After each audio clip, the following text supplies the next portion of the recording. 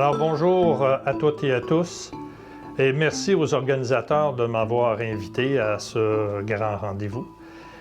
On m'a demandé de vous expliquer très brièvement ce que fait Écotech Québec, mais également la démarche InnoPlus, la démarche d'appel à l'innovation qui a conduit à la réception de plusieurs propositions et qui vise, bien sûr, la captation et la valorisation du carbone. Mais avant d'aller là, les gens me posent toujours la question, bien, Écotech, qu'est-ce que vous faites, Écotech? Bien, Écotech, nous, on est la grappe des technologies propres. Alors, les gens me demandent, oui, mais c'est quoi une technologie propre? Laissez-moi démystifier c'est quoi une technologie propre. C'est pas compliqué. C'est un produit, une technologie, une façon de faire qui améliore la performance opérationnelle de son utilisateur et en même temps la performance environnementale ou la performance climatique de cette organisation, de l'entreprise. Je dis organisation-entreprise parce que les technologies propres se retrouvent un peu partout. Si vous regardez autour de vous, ça se retrouve au niveau de la gestion des matières résiduelles dans ce qu'on appelle l'économie circulaire, ou dans les villes intelligentes, bien sûr, tout ce qui a trait notamment au niveau de l'assainissement de l'eau, de l'air, l'agriculture responsable, les bâtiments verts, les manufacturiers innovants. Et les manufacturiers innovants, c'est exactement ce qu'on a dans le cas qui nous occupe en ce moment, c'est-à-dire celui de la cimenterie McInnis. Donc, les technologies propres sont partout. Ce qui a trait à Écotech Québec, nous, notre rôle, c'est on veut accélérer l'innovation, le développement de l'innovation, le financement de projets d'entreprises innovantes et aussi on accompagne les entreprises dans la commercialisation de leur innovation, que ce soit ici au Québec, au Canada ou à l'international. Ce qu'on vise à faire, nos objectifs, pas compliqués. Économie verte, économie plus verte. Parce que ça nous donne une économie, un développement économique encore plus prospère. Et la résultante de ça, c'est pour nous tous, qualité de vie, meilleur milieu de vie. Ce que ça veut dire, qualité de l'environnement. Qualité de l'environnement veut dire également santé publique. Tiens, ça a des liens avec ce qu'on vit en ce moment. Et ça a des liens avec ce qu'on vit et le pourquoi qu'on doit se parler de façon virtuelle aujourd'hui.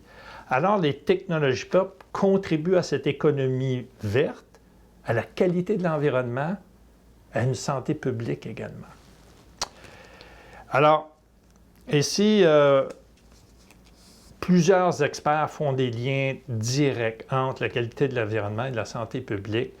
Et je pense qu'on va le voir de plus en plus qu'il faut, pour être en santé, pour améliorer également notre santé publique, il va falloir s'occuper davantage de la qualité de l'environnement. Si on regarde maintenant la démarche InnoPlus, c'est la démarche qui permet d'identifier des innovations. On appelle ça un appel à innovation. Puis l'innovation, pour nous, c'est des avenues de solutions. Parce que vous savez que il y a les entreprises, des organisations qui ont des problématiques. S'il y avait une solution qui existait, bien, ils l'achèteraient tout de suite. Mais bien souvent, dans l'innovation, c'est des avenues de solutions qu'il faut peaufiner, qu'il faut optimiser pour que l'impact soit positif sur l'utilisateur, mais l'impact, il faut qu'il soit également concret. Je vous ai parlé de performance opérationnelle. Bien sûr que performance opérationnelle veut dire quoi? Des coûts plus bas d'opération ou ça peut être aussi des accroissements de revenus. Prenez l'exemple là, des souliers Timberland. Les souliers Timberland, ils ont décidé de mettre dans chacune des boîtes de souliers un petit bilan environnemental de la production de leurs chaussures. Mais ça, il y a eu un accroissement des ventes parce que les gens sont aperçus que l'entreprise Timberland vraiment avait à cœur l'environnement. Alors ça, c'est un autre élément positif en termes d'entreprise. Et bien sûr, maintenant, les employés, la communauté valorisent les entreprises qui s'occupent vraiment, sont responsables de l'environnement, de la qualité de l'environnement. Alors, si on revient à la démarche InnoPlus, c'est exactement ça, c'est des appels à innovation. Nous, notre objectif, c'est de rapprocher l'utilisateur de l'innovateur. Pourquoi? Parce que les innovations, des avenues de solutions existent un peu partout. Les avenues d'innovation, il y en a déjà une panoplie qui existe, encore là, des avenues d'innovation qui ont besoin d'être optimisées. D'ailleurs, le GIEC, c'est le groupe intergouvernemental sur l'évolution du climat. C'est un grand groupe qui regroupe les experts du climat.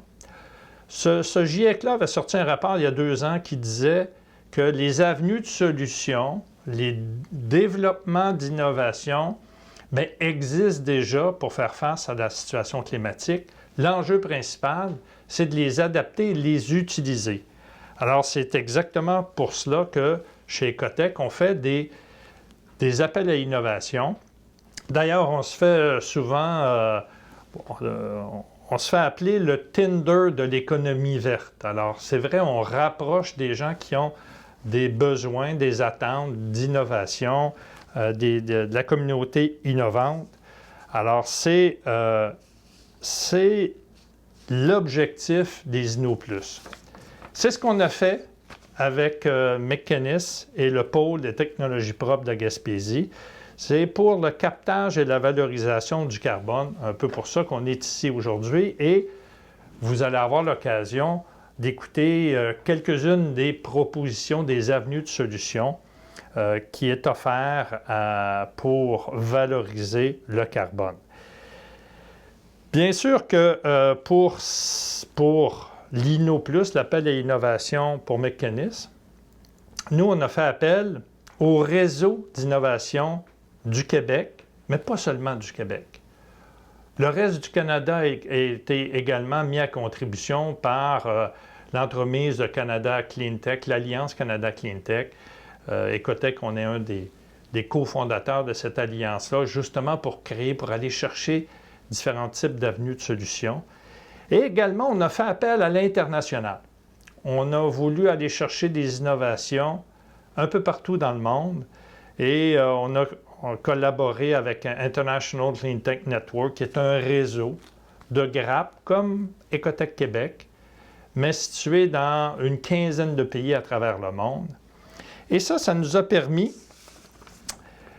de recevoir plusieurs propositions. D'ailleurs, pour le cas qui nous intéresse en ce moment, Mecanis, je suis vraiment heureux de vous dire qu'on a reçu 42 propositions venant de 10 pays. 42 avenues de solutions provenant de 10 pays pour valoriser le carbone de Mecanis. Vraiment, c'est un résultat au-delà de notre espérance, mais on s'aperçoit qu'il y a beaucoup d'intérêt là-dedans et on s'est aperçu qu'il y avait beaucoup de recherches et de gens impliqués un peu partout à travers la planète. Et c'est ce qui est intéressant. C'est que l'objectif, c'est, oui, de développer des technologies, mais de les peaufiner, les optimiser, mais de créer des partenariats internationaux également. Et c'est pour ça que cette démarche d'InnoPlus, cette démarche d'appel à innovation, on l'a fait avec Mecanis, on l'a fait également avec plusieurs autres entreprises au Québec, et ce qui a amené énormément de bons résultats, de maillage, ce qu'on appelle maillage structuré et structurant. Et c'est ça qui est important.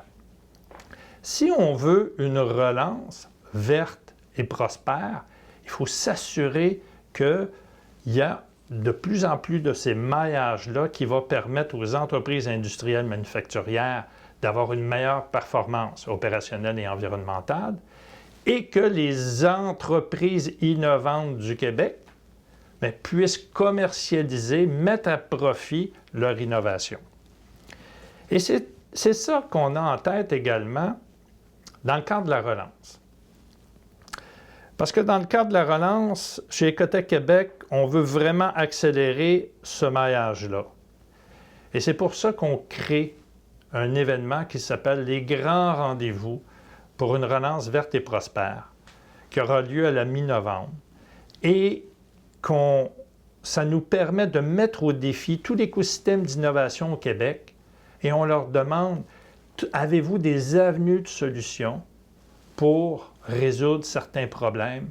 Et vous allez voir, on a des dizaines, une quinzaine de problématiques qui sont là à la recherche de solutions. On veut créer ce fameux maillage-là.